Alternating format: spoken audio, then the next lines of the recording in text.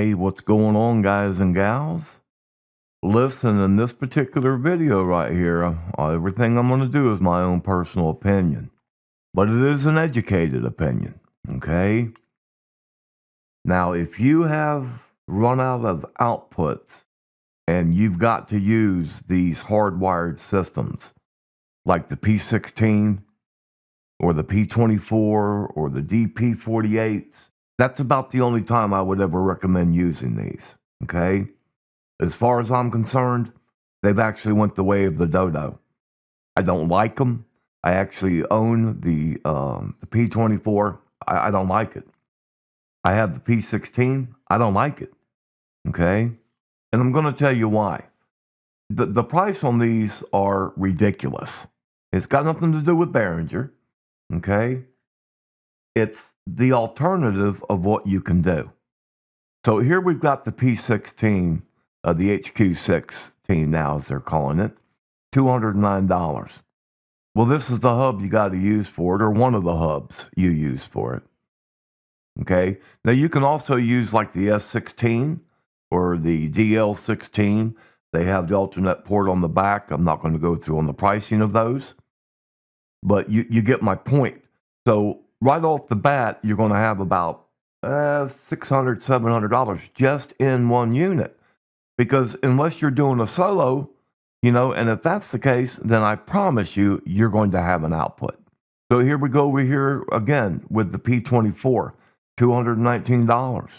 Again, you go back. This is the hub, or one of the hubs you're going to use. Okay?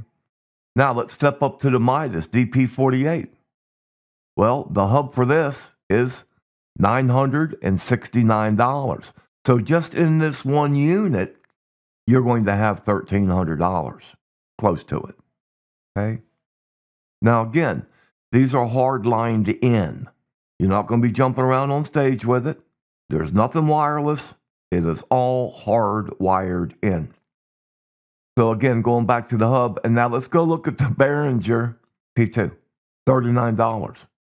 What a lot of people do not know is, and you do have to make this, but there is a way to where you can make a specialized cable for this, an XLR cable, and it will give you stereo inputs into this unit. In other words, you could come out of output 1 and 2 if you wanted a stereo mix bus. This will accomplish that. Okay? Now, the beautiful thing about this is these apps, and you're going to use these apps. And here you have the mix bus for the X32 series. Look at that rating up there, 4.2. 97 ratings. X32 and the Air Monitor mixing apps. Okay. Now, over here on the Wing Q, I don't know why this has such a low rating. I love this. This is so easy to use. It is so user friendly, and it does just exactly what it says it will do. Okay. Now, here it is for the iPad, and then you have the one here for your iPhone. Come up here and check these out. See exactly what they do. And I'm telling you right now, again, I don't know why it has such a low rating.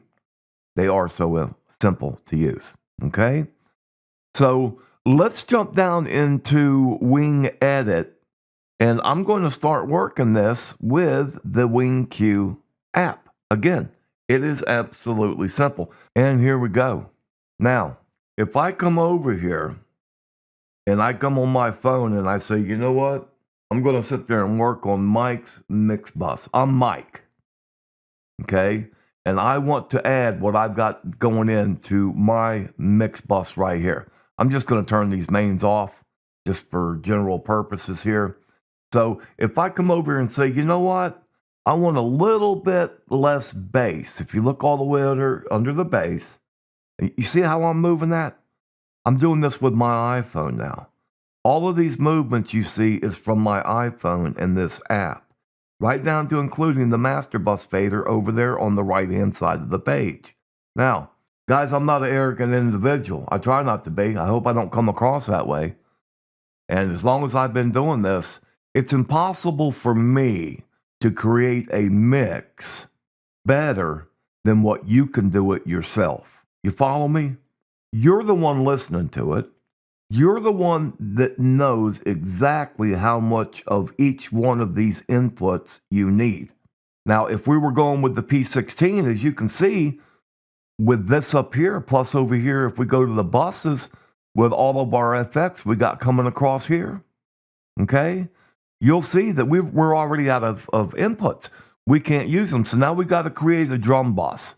Well, if we create a drum bus and use it, now we can't use individual tracks. So whatever you send going into that drum bus, you can't go in and say, well, I want more kick or I want more snare. Okay?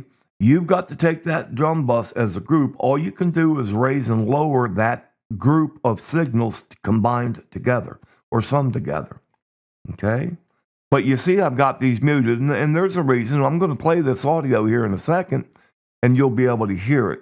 And you're going to hear it with and without the effects. And again, all of this is done from my iPhone. Okay? Now I'm going to put my headphones up to my microphone right here. So let's go ahead and listen to the audio now. Gone and oh, time can move so slow when you're left wandering alone. I long for something better. So that would be Mike controlling what he wanted to hear into his in-ear monitor. It's a stereo jack. It's an 1/8-inch stereo jack. You can use whatever you want. You can use headphones off of this thing. You just got to make sure you check the impedance. And other than that, guys, it is really just that simple. So you can invest thousands of dollars on wired systems or $39 and an iPad or an iPhone. The choice is yours. I just wanted to make sure that you were aware of it. Okay? Take care. God bless. And we are out of here.